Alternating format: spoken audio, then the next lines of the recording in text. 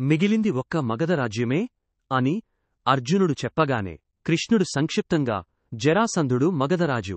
అతను 100 రాజులను ఓడించి బంధింపచేసి స్వార్థానికి కారాగారాల్లో ఉంచాడు. జరాసంధుడితో నేను ఎన్నోసార్లు పోరాడాను. ప్రతిసారీ గొప్ప నష్టాలు వచ్చాయి. అందుకే నేను ద్వారకాను సముద్రతీరంలో నిర్మించి ప్రజలను అక్కడికి తీసుకువెళ్లాను. జరాసంధుడు మధురపై 17 సార్లు దండయాత్రలు చేయగా నేను ప్రతిసారీ ఓడించాను.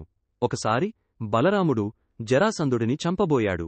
కాని ఒక అశరీరవాణి ఆపింది. జరాసంధునితో పాటు ఒకే నక్షత్రంలో పుట్టిన మరో 4 వీరులు ఉన్నారు.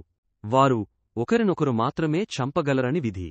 అందులో భీముడు మరియు బకాసురుడు కూడా ఉన్నారు. భీముడు బకాసురుని చంపేసరికి భీముడు కూడా అదే నక్షత్రమని జరాసంధుడికి తెలిసిపోయింది కనుక ఇప్పుడు జరాసంధుడే భీమునిని చంపడానికి వస్తాడు. అది జరిగేలోపు భీముడే జరాసంధుని వెతుక్కుంటూ వెళ్లి చంపడం ఉత్తమమైన ఉపాయం అని అన్నాడు.